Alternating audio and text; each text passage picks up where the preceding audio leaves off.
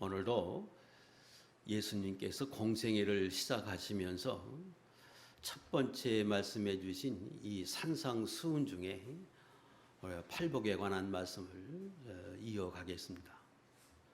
심령이 가난한 자 복이 있다. 그리고 애통하는 자가 복이 있다. 그리고 오늘 우리가 배울 온유한 자가 복이 있다. 주님이 이렇게 말씀해 주셨습니다. 여기 온유한 자는 어떤 사람을 가리키느냐? 사전에 찾으면 성격과 태도 따위가 온화하고 부드러운 사람, 이렇게 정의되어 있습니다. 그런데 이것은 사람과 사람과의 관계 속에서 이런 성격을 가진 분들이 온유하다, 이런 의미이고, 우리가 배우는 이 마태복음은 영적인 것으로 첫째에서 네 번째 계명이 하나님과 사람과의 관계 속에서 성숙한 성도들의 모습을 그렸기 때문에 제가 말씀드린 성격이 온화하다, 또 착하다, 부드럽다, 이런 의미의 온유는 이 본문에 해당되지 않습니다. 본문에서 말씀하는 이 의미가 무엇일까 좀 정확하게 알기 위해서 제가 헬라어는 잘 알지 못하지만 그 해당되는 단어를 사전에서 찾아서 이렇게 분석해 보니까 온유한 자의 원형이 프라우스인데, 그 프라우스라고 하는 단어가 세 가지 의미를 지닌다고 되어 있습니다. 첫째, 겸손하다, 온유하다, 가난하다, 그런 의미입니다. 그러면 우리가 알고 있는 이 온유라고 하는 그 의미가 헬라어에서도 같은 의미로 사용됐기 때문에 별로 도움이 되지 않아요. 그리고 그거 가지고는 정확한 의미를 도출해내기가 쉽지 않은데, 그 뒤에 온유한 사람이 복이 있다. 그런데 그들에게 하나님이 주시는 복은 땅을 기업으로 받을 것임이라고 하신 그 단어가 두 가지의 의미를 지닌 단어의 합성어로 되어 있습니다. 뭐냐면 첫째, 제비 뽑는다. 그래서 제비 뽑아서 그들의 한 사람 한 사람에게 맞는 기업 분깃을 의미하는 단어하고, 그것을 하나님이 각 사람에게 분배해 준다고 하는 의미를 지닌 이 두 단어가 합성이 돼서 땅을 기업으로 받을 것이며, 이렇게 되어 있습니다. 미래형으로. 그러니까 그 두 가지를 조합해 보면 온유라고 하는 의미가 무엇을 의미하는지를 정확하게 알 수 있습니다. 정리해 보면 이스라엘 백성들을 하나님이 사랑하셔서 애굽에서 불러내고 그들을 불과 구름으로 하나님이 인도하실 때에 그들이 그 하나님 앞에 온유한 사람이 되어서 그 불과 구름의 인도를 잘 따라갔더니 하나님이 그들에게 분복을 주셨지요. 그것이 가나안 땅이요, 그들의 분량대로 믿음대로 각 기업에게 나누어 주신 것이 가나안 땅이었습니다. 그러니까 본문에서 온유한 자가 복이 있다, 그들에게 하나님이 복을 주시니 땅을 기업으로 주신다고 하는 의미는 과거 이스라엘 백성들이 하나님의 말씀과 인도를 따라서 잘 수응해 간 것처럼 너희도 이 땅에 사는 동안에 하나님의 인도를 따라서 잘 따라가면 이스라엘 백성들에게 가나안 땅을 다 나누어 준 것과 같이 여러분 한 사람 한 사람에게 맞는 분량만큼의 은혜와 복을 주신다, 기업을 주신다, 그런 의미로 이 말씀하셨다, 이렇게 정의할 수 있습니다. 자, 그래서 우리 앞에서 배웠던 이 팔복이 점진적이고 조금 더 성숙한 성도들의 모습을 그렸다, 제가 그렇게 설명드렸는데, 이제 그런 의미로 오늘까지 배우는 말씀들을 정리해 보면 실제로 그렇습니다. 첫 번째 말씀하신 것이 심령이 가난한 사람이 복이 있다. 근데 그 심령이 가난하다는 의미는 하나님이 우리를 지으셨기 때문에, 아니 하나님으로부터 우리 영이 왔기 때문에 그 하나님이 채워지지 않으면 만족할 수 없고 하나님 앞에 이끌려서 예수 믿는 사람이 심령이 가난한 사람이요. 그리고 더 나아가서 하나님이 어떤 분인지를 발견하고 내가 어떤 사람인지를 발견해서 비로소 하나님 앞에 더 가까이 가는 사람, 이게 심령이 가난한 사람이었죠. 그런 사람에게는 하나님의 천국을 선물로 주시고 그리고 하나님의 다스림을 받는 사람이 되게 하신다. 이게 심령이 가난한 사람이요. 그 단계에서 좀 더 성숙하면 자기 자신을 발견했는데 그 자기 자신을 살펴보니까 그 부패성이 있어요. 죄성이 있어.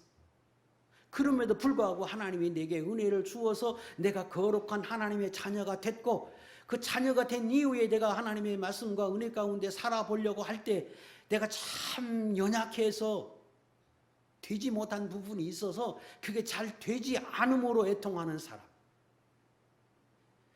이런 사람에게는 하나님의 은혜가 있다고 말씀하고 그런 사람에게 네 가지의 은혜를 하나님이 주신다. 실제로 죄를 용서해서 하나님과 막혔던 부분들이 회복이 되고 소생되게 하시고 하나님의 그런 사람들에게 더 큰 은혜를 주시기 위해서 권고하고 돌보아 주시고 더 나아가서 하나님 앞에 쓰임받게 하는 사람이 되게 하신다. 이게 두 번째 애통하는 사람에게 주시는 은혜였습니다. 그 다음 단계의 성숙한 성도는 하나님 앞에 온유한 사람이 된다는 것. 하나님 앞에 부드럽고 수응하는 그런 사람이 돼. 왜 그러느냐? 하나님을 발견했지요. 그분이 창조자요, 주권자이시요. 그분이 세상의 모든 일들을 그분의 허락 없이는 되지 않음을 깨닫고 그리고 인간이 피조물에 불과해서 그 하나님의 은혜 가운데 살아감을 깨닫기에 또 자기 죄성을 알고 자기 연약함을 알고 자기의 한계성을 알기 때문에 그 하나님 앞에서 온유한 태도를 취하는 사람, 이 사람은 진짜 복이 있다. 성숙한 성도들의 모습이 그런 사람이다. 지금 본문은 그렇게 말씀하고 계십니다.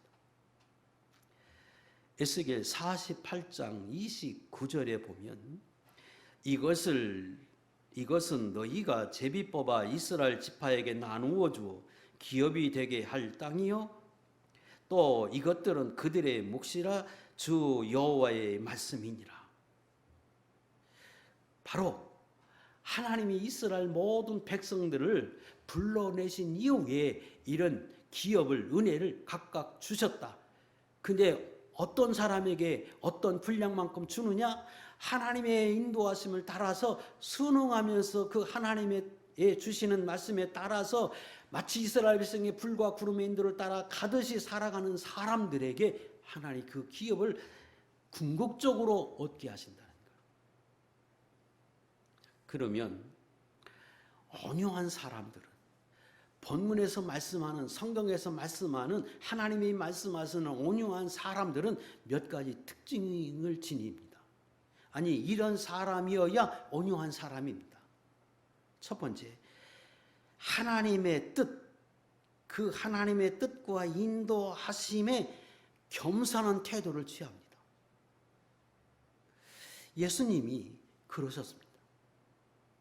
예수님 스스로 자신을 말씀할 때 나는 마음이 온유하고 겸손하다고 친히 자신을 그렇게 말씀하셨는데 그 예수님이 이 땅에 오셔서 하나님임에도 불구하고 그 하나님의 뜻에 따라서 그분은 고난도 시련도 아주 온유한 모습으로 다 감당해 가셨습니다. 이사야 53장 7절에는 그 예수님의 온유함을 이렇게 표현합니다. 읽겠습니다. 시작.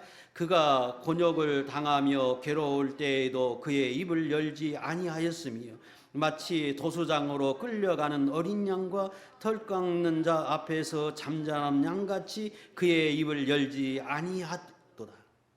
이것이 예수님의 모습이었고 예수님이 하나님 앞에 온유하다고 하시는 그 그 말씀을 듣는 이유가 바로 실제로 그렇게 살아드렸기 때문입니다. 그래서 예수 믿는 사람들에게도 내가 정말로 하나님을 발견했다면, 내 자신이 어떤 존재임을 깨달았다면 하나님 앞에 온유한 자세를 취하라는 거예요. 그걸 요구하고 계시고, 그렇게 요구할 때 그대로 사는 사람이 복이 있고, 그런 사람이 하나님의 주시는 기업, 하나님의 주시는 참된 복을 받고 누린다고 말씀하십니다. 지극히 당연하고 옳은 것이고 성경에 말씀하시는 핵심이기도 합니다. 야고보 1장 21절, 너희 영혼을 능히 구원할 바 마음에 심어진 말씀을 온유함으로 받으라. 하나님 앞에 온유한 태도를 취하라. 그럴 때 그 하나님 앞에 온유한 태도를 취하는 것은 곧 말씀을 온유함으로 받고 그 말씀대로 살아가는 것이요, 성령의 인도함을 따라서 실제로 살아드리는 사람이요, 하나님이 우리에게 주신 양심에 따라서 살려고 힘쓰는 사람들이 곧 하나님이 볼 때는 온유한 사람들입니다. 데살로니가전서 5장 16절 이하에 하나님이 예수 믿는 사람들에게 주신 뜻이 무엇이냐? 3가지였죠. 항상 기뻐하라, 쉬지 말고 기도하라, 범사에 감사하라. 이는 예수 그리스도를 믿어서 하나님의 자녀가 된 성도들에게 주신 하나님의 뜻이라고 말씀하세요. 그리고 그 다음 절부터 말씀하시는 것이 성령을 소멸하지 말라. 예언의 말씀을 멸시하지 말고 그 말씀을 잘 새겨서 내게 주시는 하나님의 명령으로 알고 내가 그대로 살려고 해라. 범사에 헤아려서 좋은 걸 취하라는 말은 내 양심에 따라서 내 마음속에서 그것이 옳다고 여겨지거든, 하나님이 그렇게 감동해지거든, 그것은 버리지 말고 그대로 취하고 내 안에서 이건 옳지 않다, 죄악이라고 하는 것은 다 모양이라도 그 어떤 거라도 다 버려라. 그것이 곧 불과 구름의 인도를 따라가는 것이요, 말씀과 성령의 인도를 따라가는 것이 됩니다. 이런 사람이 하나님이 볼 때는 온유한 사람이요, 그리고 그런 사람들에게 주시는 하나님의 복이 있다고 말씀하십니다. 하나님은 이스라엘 백성들이 이 사실을 깨닫고 하나님 앞에 온유한 태도로 살게 하기 위해서 무려 40년 동안 광야에서 그들을 훈련하십니다. 그리고 신명기 8장에서 하나님이 그들에게 훈련하신 목적을 설명하실 때 이렇게 설명하십니다. 2절 3절 읽겠습니다. 시작. 이 40년 동안에 내가 광야 길로 걷게 하신 것을 기억하라. 너를 낮추시며 너를 줄이게 하시며 만나를 내게 먹이신 것은 사람이 떡으로만 사는 것이 아니요 여호와의 입에서 나오는 모든 말씀으로 사는 줄을 내가 알게 하려 하심이니라. 40년 동안 이스라엘 백성이 광야에서 힘들고 어려운 생활을 하게 하셨습니다. 그때 이스라엘 백성이 실패했어요. 또 줄였어요. 거기 너를 낮췄다는 말은 내가 힘써서 행해보고 이런저런 모습으로 살았지만 실패해서 아주 어려움을 겪었던 것을 말합니다. 하나님이 그렇게 하시는 이유는 자기 자신을 알게 하는 것. 그런데도 불구하고 내가 이렇게 살아가는 것은 하나님의 은혜인 줄 깨닫게 하는 것. 그래서 궁극적으로는 자신을 발견하고 하나님을 발견하게 합니다. 그리고 그런 이스라엘 백성들에게 하나님이 매일매일 그들이 먹고 살기에 부족하지 않도록 주신 것이 만나였는데, 하늘에서 만나를 주셔서 그걸 먹고 살게 하시는 목적은 인간이 사는 것이 자기의 힘과 능력으로 지혜로 사는 것이 아니라 하나님의 인도하심에 따라 사는 것이고, 그 말씀을 따라서 살 때에 진정으로 하나님의 은혜 가운데 살 수 있다고 하는 걸 깨닫게 하기 위해서 40년 동안 그렇게 하셨다고 성경은 말씀하십니다. 다시 말하면 온유한 사람이 되게 하신 것이죠. 하나님 앞에. 두 번째 특징은 하나님 앞에 온유한 사람은 사람 앞에도 온유합니다. 그리고 그 사람이 온유하다고 하는 말을 사용할 때에는 자연스러운 일반적인 환경에서 온유하다는 말은 사용하지 않아요. 그 사람이 진짜 온유한 사람인지를 언제 아느냐? 그러면 사람들과의 관계 속에서 그 사람이 사람을 거칠게 대우하거나 사람들로부터 멸시와 무시를 받거나 또 학대를 당하거나 고난과 환경에 있을 때에 그 사람이 어떤 태도를 취하느냐 그걸 보고 온유하다, 그러지 않다 이렇게 판단합니다. 하나님은 예수 믿는 사람이 하나님 앞에 온유할 뿐 아니라 사람 앞에도 온유하기를 원하시고 그리고 예수 믿는 사람은 그렇게 해야 합니다. 세 가지 이유에서 그렇습니다. 첫째 이유는 사람들과의 관계 속에서 이루어지는 일이지만 사실은 하나님의 허락과 인도함이 없이는 이 세상의 모든 일들이 이루어지지 않기 때문입니다. 마태복음 10장 29절에서 참새 2마리가 한 앗사료니에 팔리는 것 하나님이 허락하심에 가능하다. 그 참새가 땅에 떨어지고 떨어지지 않고 하는 것도 하나님의 손에 있다.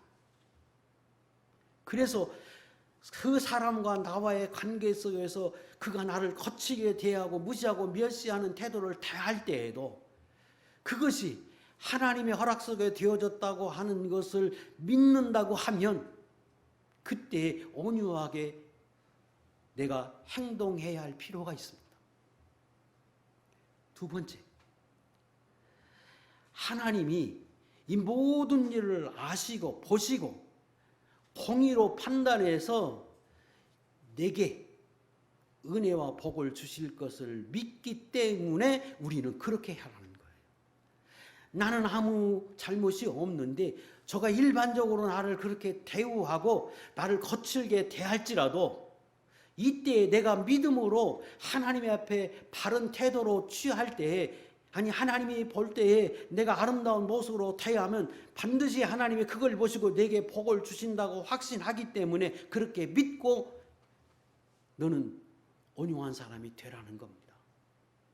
히브리 11장 6절의 말씀이 그거죠. 믿음이라고 하는 게 내가 이 세상에 살아갈 때에 살아계신 하나님의 모든 걸 다 보고 하신다.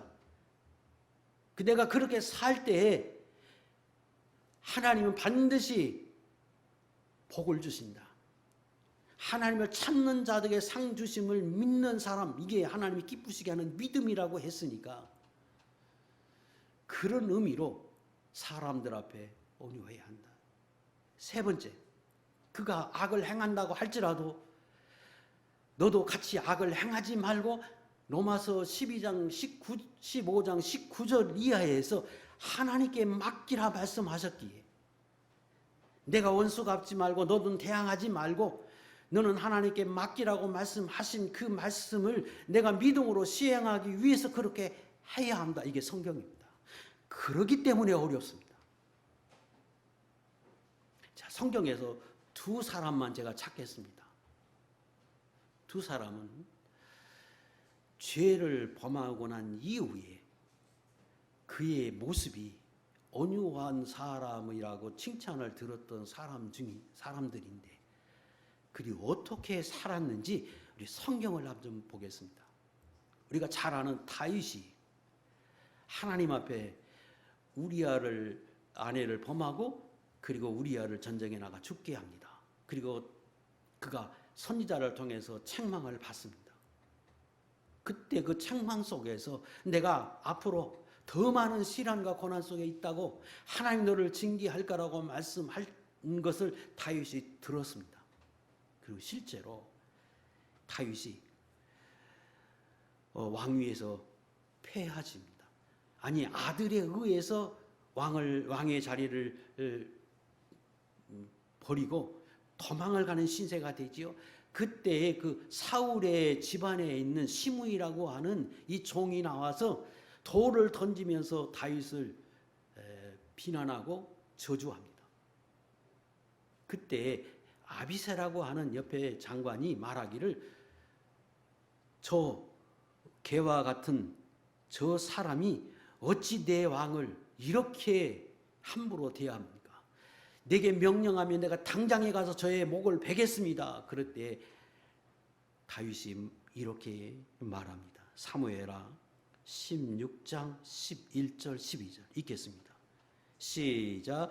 여호와께서 그에게 명령하신 것이니 그가 저주하게 버려두라. 혹시 여호와께서 나의 원통함을 감찰하시니 오늘 그 저주 때문에 여호와께서 손으로 내게 갚아 주시리라 하고, 분명히 그의 행동은 왕을 저주하는 그 비천한 자의 모습이기 때문에 그는 죽어야 마땅합니다. 그리고 그것이 죄가 되지 않습니다. 그럼에도 불구하고 다윗은 세 가지 제가 말씀드린 그 모습으로 대합니다. 첫째, 그가 그렇게 행동하는 것은 하나님의 그에게 명령하심이고 하나님의 허락하심 속에 되어졌다. 하나님이 그렇게 하셨다고 하면 내가 당해야 한다. 이게 다윗의 생각이었습니다. 두 번째, 아니 그가 과하게 했다고 하면, 아니 이 일을 당할 때 내가 하나님 앞에 선한 모습을 취하면 이걸 하나님이 보시고 하나님께서 갚아주실 것이다. 그래서 오히려 이 일이 마땅히 당하는 일이지만 이때 내가 선을 베풀고 하나님 앞에 참으로 어려운 일이지만 내가 참고 인내하면서 하나님의 앞에 그를 맡기고 내가 합당한 모습으로 대하면 이 일을 통해서 하나님이 내게 더 복을 주실 것이다. 이 어려움을 극복하게 해 주실 것이다. 이렇게 믿고 그는 마땅히 죽어야 할 그를 부하가 죽인다고 할 때 놔둬라. 너하고 그하고 무슨 상관이 있느냐. 하나님이 그렇게 하게 하신 것이다. 그리고 하나님께 맡겼습니다. 그랬더니 불과 얼마 지나지 않아서 하나님의 다윗의 왕위를 다시금 회복시키고 시므이가 죽지 않기 위해서 다윗의 앞에 와서 그가 굴복하면서 용서를 구하지요. 그럼 나중에 하나님이 그를 심판해 죽게 합니다. 또 한 사람, 우리가 잘 아는 모세의 이야기입니다. 모세가 민수기 12장 1절부터 3절의 말씀에 보면 실수했습니다. 지도자임에도 불구하고 이방 여자를 취하지 말라고 하는 것이 성경의 말씀인데 그는 구수 여자를 취했습니다. 대단히 잘못했습니다. 그랬더니 그 많은 백성들 중에 제일 가까이 있는 아론과 미리암이 형제 중에 이 모세에게 비난을 합니다. 내가 어찌 이렇게 행동하느냐. 내가 하나님이 주신 그 권위를 가지고 지도자의 위치에 섰다고 이렇게 행동하느냐. 우리도 하나님 앞에서 은혜를 입고 우리에게도 하나님이 말씀하시고 우리도 하나님의 사람들이다. 그러면서 이 모세를 비방합니다. 그때 모세가 분명히 잘못했지요. 그래서 그 하나님이 내게 이런 비난을 듣게 한다고 그는 생각하고 그리고 그 모든 내 것은 하나님께 맡기고 그는 잠잠히 하나님 앞에 나아가서 회개합니다. 그랬더니 하나님이 그런 모세의 모습을 보면서 이렇게 칭찬해 줍니다. 3절. 이 사람 모세는 온유함이 지면의 모든 사람보다 더하도다.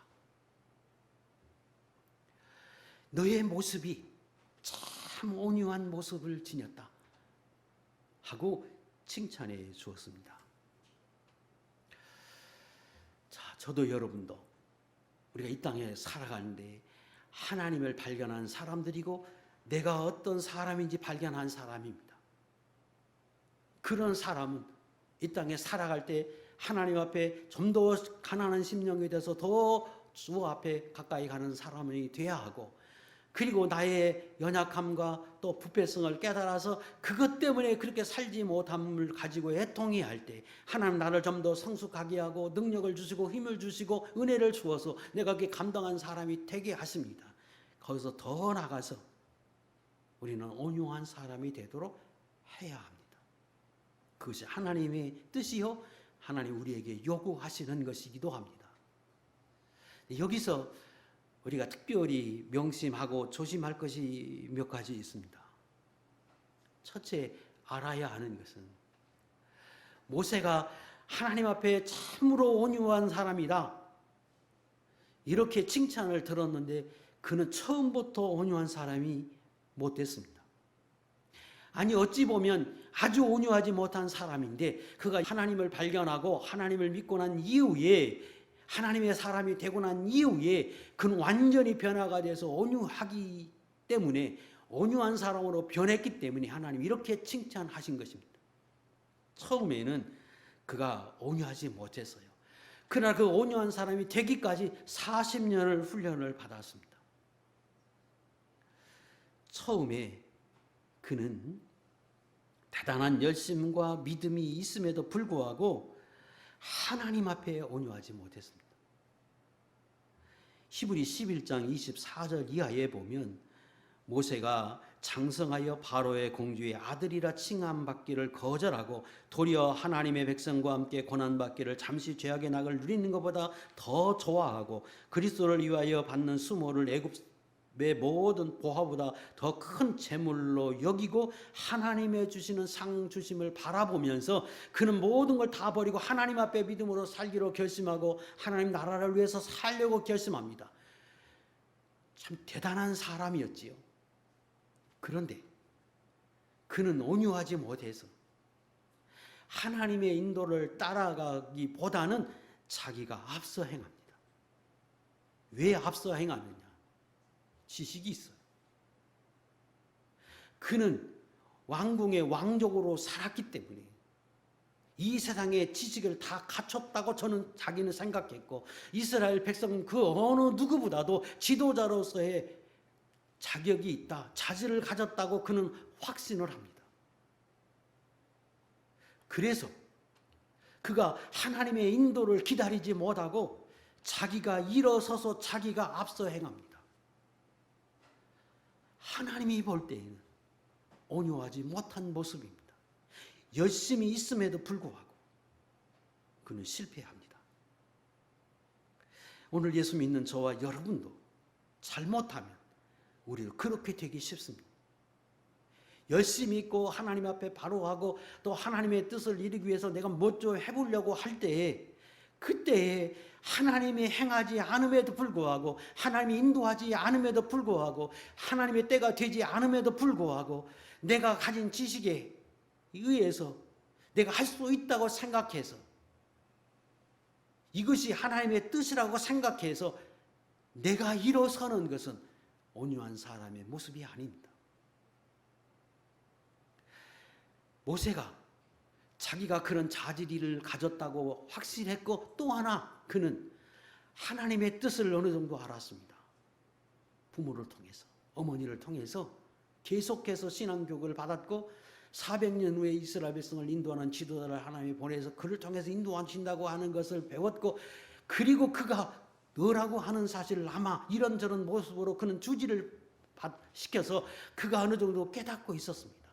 다시 말하면 그는 하나님의 뜻이 무엇인지 정확하게 알았고, 그리고 그 뜻을 위해서 자기는 결심을 했어요. 그러나 그는 하나님보다 먼저 앞섬으로 실패합니다. 온유한 사람이 되지 못했습니다. 그걸 조심해야 합니다. 또 그는 사람에게도 온유하지 못했습니다. 그가 이스라엘 백성을 돌볼 마음이 있어서 이스라엘이 고난당하는 그 백성 중에 나아갈 때에 그를 괴롭히는 애굽 사람을 바라보고 그 애굽 사람이 이스라엘 백성을 괴롭히는 것을 보면서 참지 못하고 그 자리에서 그 애굽 사람을 쳐서 죽입니다. 하나님은 그런 모습의 그 모세가 하나님의 사람인 것은 분명하지만 하나님의 일에 쓰임을 받고 그리고 하나님 앞에 진정한 분깃을 받고 은혜를 있는 사람으로는 부족해서 그를 무려 40년 동안 낮추고 낮추어서 절대로 하나님보다 앞서 행하지 않는 사람이 되게 하고, 그리고 자기의 힘을 앞세워서, 자기의 지식을 앞세워서, 인간의 권력을 앞세워서 자기 아셀 사람, 힘없는 사람들 위에 군림하려고 하고, 그리고 사람들을 함부로 대하는 이런 온유하지 못한 그의 성품을 하나님이 낮추고 낮췄습니다. 그래서 마침내 사람 앞에도 온유한 사람이 되게 하시고 난 이후에 하나님은 그를 사용하셨습니다. 그걸 조심해야 합니다. 열심히 있어요. 헌신하려고 하는 마음도 있어요. 그러나 하나님 앞에 온유해야 하고 사람 앞에도 온유해야 합니다. 그래서 사장이 되면, 어떤 직책을 가지면 아랫사람이라고 함부로 대하는 사람은 온유하지 못한 사람이고, 그건 하나님이 주신 기업을 누리지 못해서 얼마 가지 못합니다. 진정하게 하나님이 주신 은혜를 누리려고 하면 사람 앞에도 온유해야 합니다. 우리는 야곱을 믿음의 사람이요 4대 족장계라고 말하고 장자의 축복을 받은 사람이라고는 하지만 온유하다고는 말하지 않습니다. 이유는 그가 하나님의 뜻을 태어날 때부터 부모로부터 들었고 알았습니다. 그게 뭐냐? 장자의 축복을 받는 거예요. 그래서 그는 그 축복을 받는 사람으로 확신하기 때문에 이후에 살아가면서 그 하나님의 뜻을 이룬다고 하는 명목을 앞세워서 철저히 인간으로 행합니다. 자기 지식으로 장꾀로 하나님보다 앞서서 자기가 하나님이 되어서 하나님을 이끌어 가듯이 그는 그렇게 한평생을 삽니다. 예수 믿는 사람은 하나님의 뜻을 압니다. 그것이 대표적인 것이, 예수 믿는 사람은 복을 받는 것이 하나님의 뜻이고 천국 백성의 뜻이고 하나님 나라를 세우게 일에 우리를 쓰임받게 하심이 하나님의 뜻인 줄 알아. 그 하나님의 뜻을 알고 내가 하나님 앞에 열심을 가졌을 때 우리가 조심할 것은 야곱이 되지 말아야 합니다. 그 뜻을 이룬다고 하는 그 명목을 앞세워서 그게 하나님의 뜻이라고 생각해서 실제로 살아갈 때는 세상 논리와 방법을 앞세워서 제가 그렇게 이끌어 가듯이 자기 마음대로 삽니다. 자기 계획에 자기 욕심대로 일을 행하고, 그리고 하나님 앞에 뒤처리를 부탁해요. 하나님 이루어 달라고, 하나님 이렇게 하게 해달라고, 형통하게 하고 문제 생기지 않게 해달라고 하나님 앞에 부탁하고 삽니다. 야곱입니다. 그렇게 되기 쉽다는 거예요. 그래서 야곱이 분명히 믿음의 사람이고 복을 받은 사람인 건 맞지만 온유한 사람은 되지 못해서 그의 삶이 평탄하지 못했습니다. 이스라엘 백성들이 광야에 40년 사는 동안에 하나님 앞에 제일 크게 지적을 받은 분이 바로 그 부분입니다. 시편 106편 12절 이하의 말씀 띄우세요. 읽겠습니다. 시작.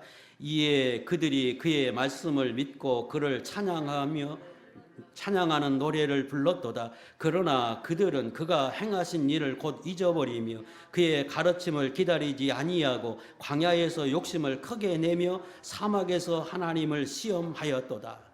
놔두세요. 잘 보세요.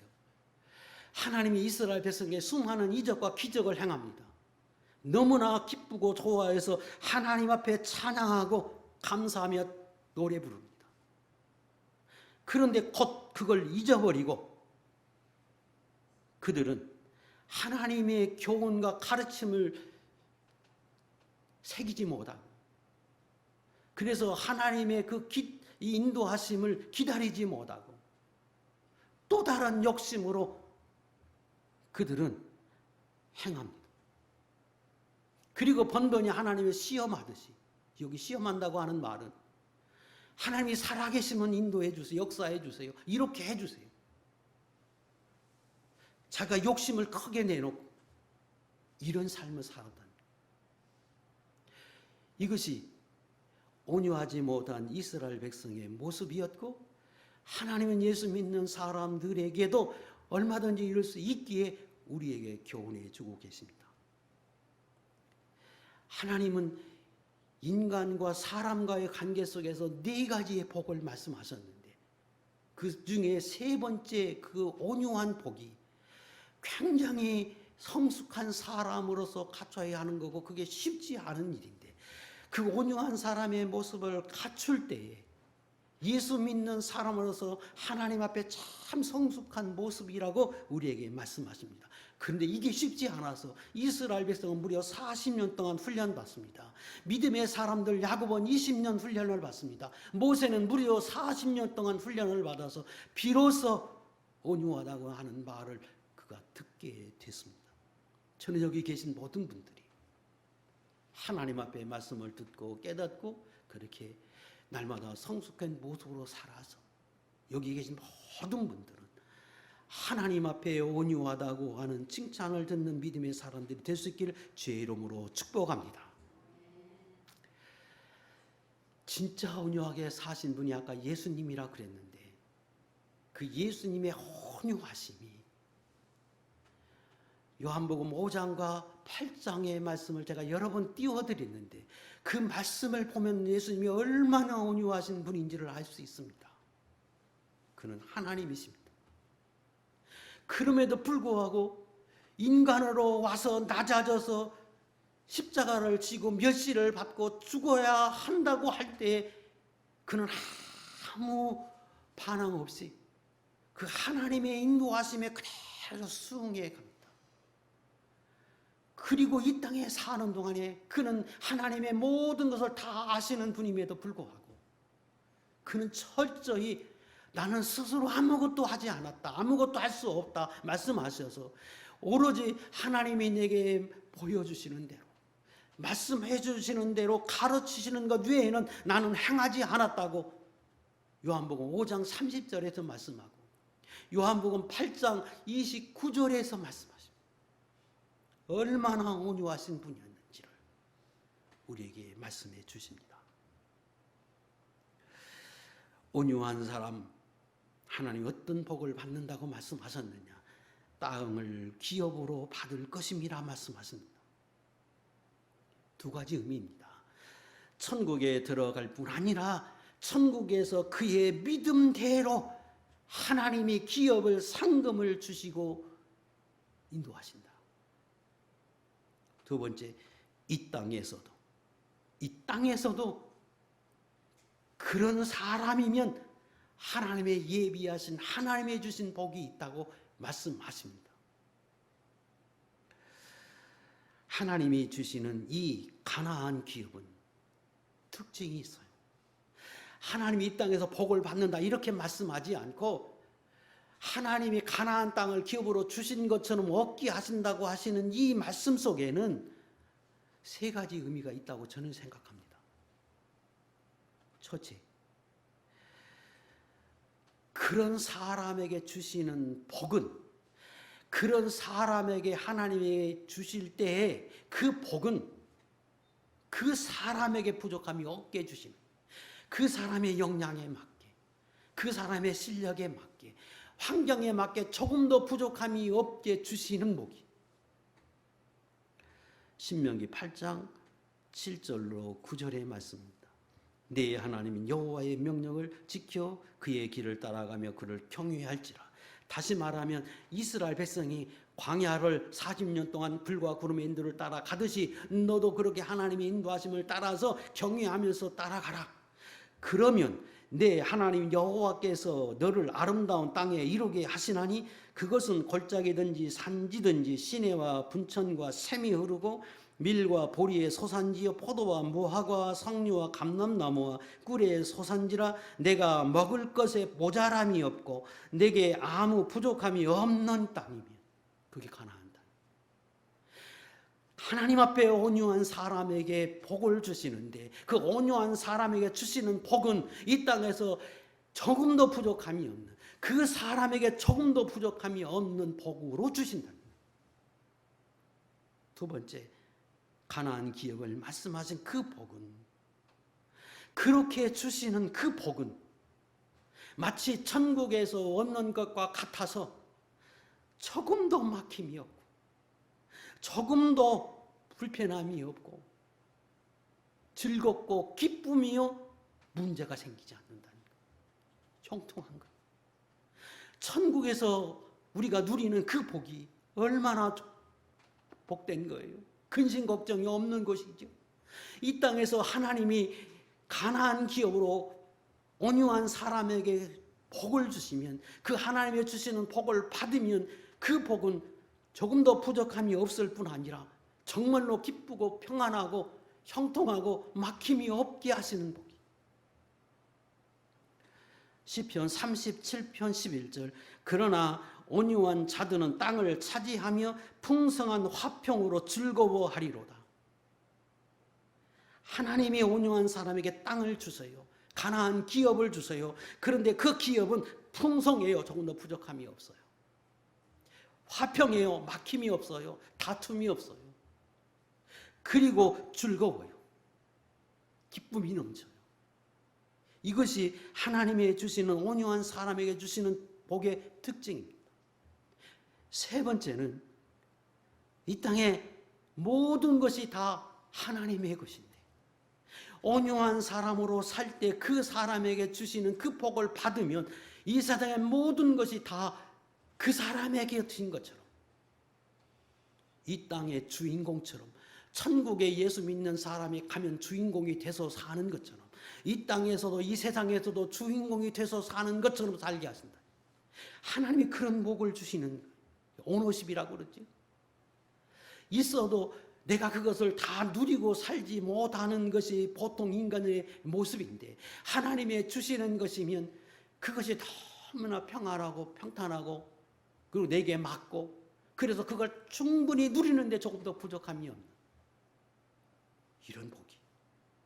그래서 여러 번 찾지만 고린도서 3장에 말씀하시는 복이 바로 그거예요. 3장 18절 이하에 있는 말씀입니다. 누구든지 이 세상에서 지혜 있는 줄로 생각하거든 어리석은 자가 되라. 그리하여 지혜로운 자가 되리라. 내 의지, 내 지혜, 내 생각, 세상 논리 그거 따라가지 말고 하나님 앞에서 말씀과 성령의 인도를 따라가는 것 얼마나 어리석어 보여요. 얼마나 미련해 보여요. 그런데 너는 하나님을 발견한 사람이라면, 너 자신을 아는 사람이라면 이 세상에서 지혜로운 자가 되지 말고 하나님 앞에 어리석은 자가 돼서 하나님 앞에 순응하고 인도하고 따라가는 모습으로 살라. 그러면 기록된 바 하나님의 지혜 있는 자들로 하여금 자기 죄에 빠지게 하시는 이라. 하나님은 적어도 예수 믿는 사람이 지혜 있다고, 자기가 할 수 있다고, 자기가 옳다고, 그거 자기 죄에 빠지게 하는 것이고, 하나님의 인도를 따라서 수응해 가는 사람들에게 하나님이 그런즉 누구든지 사람을 자랑하지 말라고 말씀하세요. 그런 사람들에게는 하나님 지혜롭게 해서 잘되게 하고, 자기로 나가는 사람에게는 하나님이 자기 꾀에 빠지게 하시는 분이다. 그러므로 누구든지 사람을 자랑하지 말라. 자기를 자랑하지 말고 세상에 있는 그 무엇이라도 자랑하지 말고 오직 하나님 앞에서 온전히 순응하고 온유한 사람으로 살아가라. 그러면 만물이 다 너희 것이다. 주인공처럼 살아가게 하나님이 하신다. 가난한 기업으로 누리게 하신다. 이것이 온유한 사람에게 주시는 하나님의 축복입니다. 마태복음 5장의 말씀이 아주 간단합니다. 그래서 이것을 해석할 때 그저 온유하게 부드럽게 살면 된다고 말씀하십니다. 그러나 저는 그 예수님이 교훈해 주시는 이 팔복은 굉장한 깊이가 있는 말씀이에요. 신앙의 모든 것을 다 조합해서 우리들에게 주시는 귀한 교훈들의 말씀이라고 생각합니다. 그리고 그 네 가지 단계를 말씀하시는 그 세 번째가 온유한 복인데, 정말로 이 땅에서 내가 온유하게 살 수만 있다고 하면 정말로 귀한 성도요, 그리고 그런 사람이라면 이 땅에서 조금도 부족함이 없는 사람이 되게 하시는 은혜를 누리게 하신다. 이걸 오늘 말씀하고 계십니다. 저도 여러분도 말씀을 비춰보면 참으로 부족한 사람들이어서 아직도 거기에 근접할 수 없는 그런 사람들이지만 날마다 우리의 믿음이 자라나고 성숙해져서 궁극적으로 심령이 가난하고 애통해하고 더 나아가서 온유한 사람으로 살아가는 거룩한 종들이 돼서 이 땅에 참된 하나님의 자녀로서 주인공으로 살아가는 복 있는 종들이 다 될 수 있기를 주의 이름으로 축복합니다. 기도하겠습니다.